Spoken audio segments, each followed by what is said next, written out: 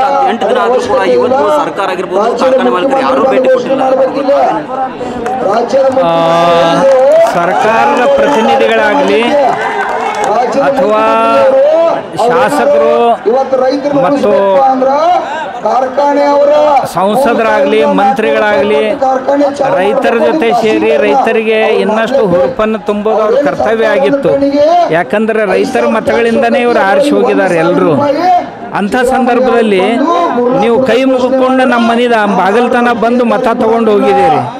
ಆದ್ರೆ ನಾವು ಇವತ್ತು ಬಿಸ್ಲಾಗ ಕುಂತಾಗ ನೀವು ಒಂದು ವೇಳೆ ನಮ್ಮ ಕಡೆ ಹೊಳ್ಳಿನೂ ನೋಡದೇ ಇದ್ರೆ ಬಹುತೇಕ ದೊಡ್ಡ ಅಪರಾಧ ಆದೀತು ಅಂತ ನಾನು ಜನಪ್ರತಿನಿಧಿಗಳಿಗೆ ಒಂದು ಸಲಹೆಯನ್ನು ಅಥವಾ ಸೂಚನೆಯನ್ನು ಅಥವಾ ಅವರಿಗೆ ಬೇಕು ಅಂದರೆ ವಿನಂತಿಯನ್ನು ನಾನು ಮಾಡ್ಕೊಳ್ತಾ ಇದ್ದೇನೆ. ನಮ್ಮ ರೈತರ ಜೊತೆ ನಿಲ್ಲಬೇಕು ನೀವು, ಸರ್ಕಾರದ ಜೊತೆ ಅಲ್ಲ. ಸರ್ಕಾರದೊಳಗೆ ಯಾರು ಕೂತಿದಾರ ಅವರು ಅಳಗಾಡುವಂಗೆ ಮಾಡೋ ಕೆಲಸ ನಿಮ್ಮದು. ನೀವೆಲ್ಲರೂ ಬಂದು ಅವ್ರನ್ನ ಅಳಗಾಡಿಸೋ ಕೆಲಸ ಮಾಡಬೇಕು.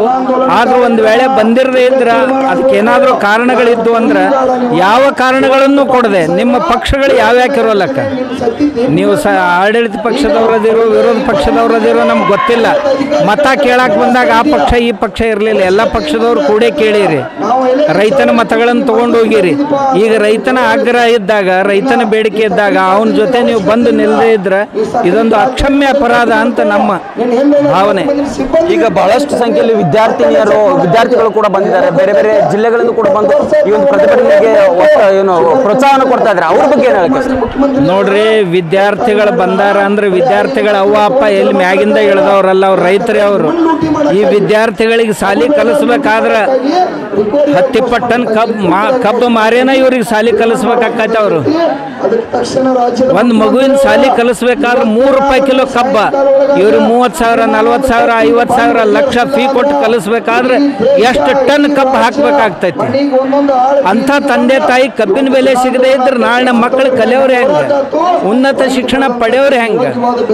ಅದಕ್ಕೆ ನಮ್ಮ ಮಕ್ಕಳು ವಿದ್ಯಾರ್ಥಿಗಳಂದ್ರೆ ಅವ್ರು ನಮ್ಮ ರೈತರ ಮಕ್ಕಳು ಅಥವಾ ಕೂಲಿ ನಮ್ಮ ರೈತ ಕಾರ್ಮಿಕರ ಮಕ್ಕಳು ಅಥವಾ ರೈತರ ಮನೆಯಿಂದ ಯಾರಾದರೂ ಬೇರೆಡೆ ಉದ್ಯೋಗ ವ್ಯವಸಾಯ ಈ ರೈತನ ಮೇಲೆ ಅವಲಂಬಿತವಾದಂಥ ವ್ಯವಸಾಯ ಮಾಡ್ತಾ ಇದ್ರೆ ಆ ವ್ಯವಸಾಯಿಕರ ಮಕ್ಕಳಿದ್ರು ಸಹಿತ ಇವರೆಲ್ಲರೂ ರೈತರ ಸಂಬಂಧಿಕರೇ.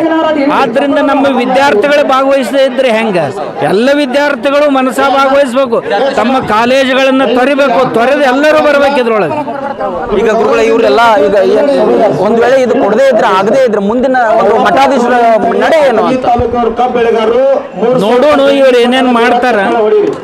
ಇದು ಒಂದು ವೇಳೆ ಬಗೆಹರಿಯೋ ಲಕ್ಷಣ ಕಾಣಲಿಲ್ಲ ಅಂದ್ರೆ ನಾವಂತೂ ಎಲ್ಲ ಮಠಾಧೀಶರು ಇದ್ರೊಳಗೆ ಅದೇ ಅದೀವಿ.